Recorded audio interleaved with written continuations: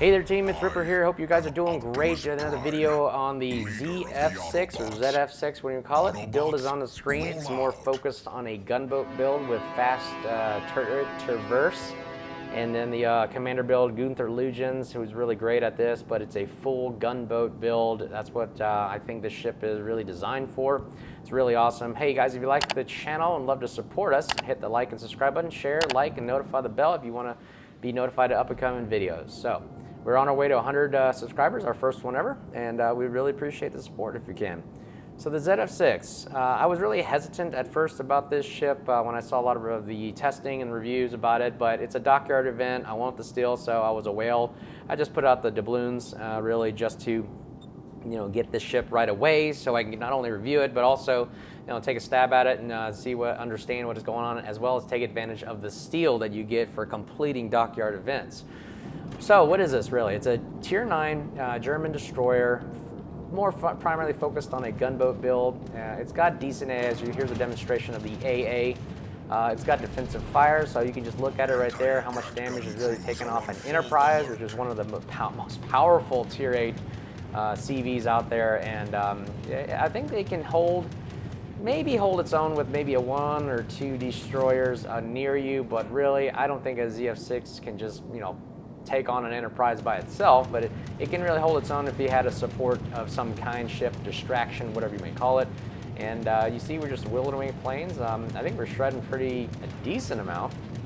Again, I don't know how this would handle by itself. I don't think it would fare pretty well, especially after rocket strikes. Maybe you could fend off maybe 1 or 2 strikes or waves and probably lose half your health.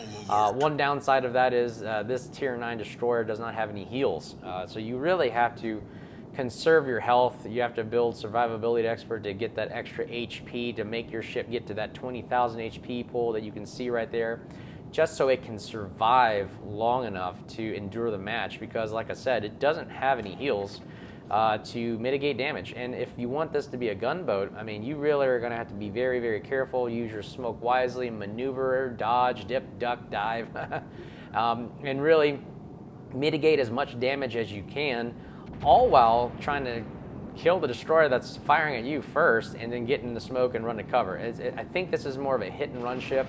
As you can see, the torpedoes are really only 8 kilometers, so you really got to use that concealment to the best of your ability. You have to maneuver, weave in and out, and try to get those quick torpedoes, which are really fast torpedoes but short range. The guns are great. The turret in the front is a dual mounted gun, and then the last 3 are obviously single mounts. But in order for this to work in the gunboat build, you got to use the reload booster right there, which you get 4 of, and they last about 20-something seconds.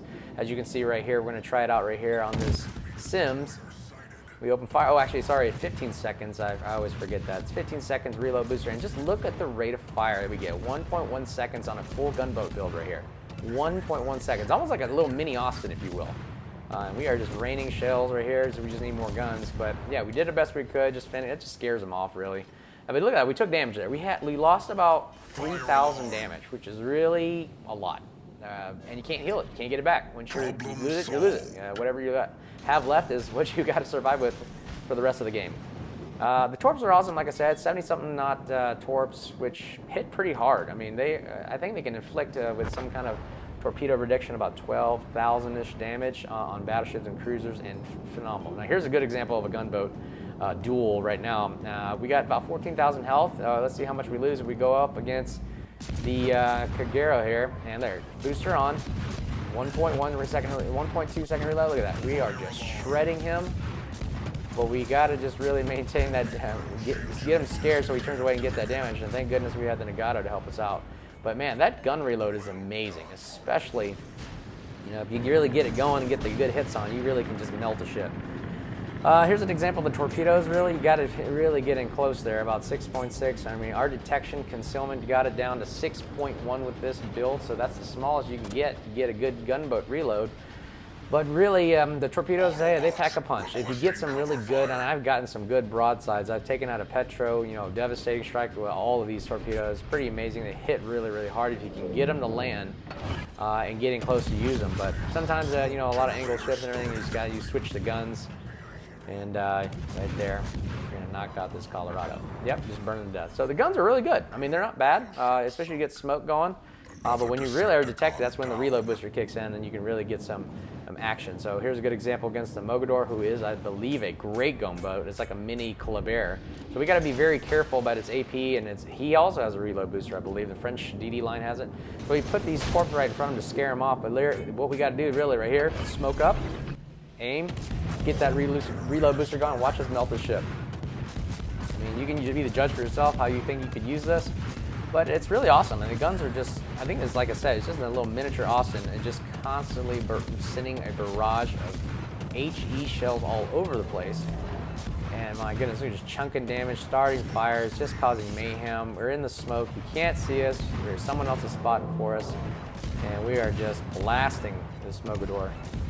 And he's just gonna burn to death right here. Sometimes the dispersion is a little wonky, but hey, you get what you get. And we got him right there, and that won the game right there for us. So overall, I mean, the ZF-6 is a really great, versatile ship. I really like the gun reloads on it. The guns are great. The only problem with the guns are they traverse very, very slowly. So you got to put some kind of module to make them go fast if you want a good dueling gunboat. Otherwise, they take forever to swing if you're out of position. Now here's a good example of taking on a battleship, the Palmer here. We turn our reload booster on, and we missed all our torpedoes, but guess what? We can make up for it with the good old gun HE spamming ship, and we are just launching shells all over him, starting fires, still burned to death.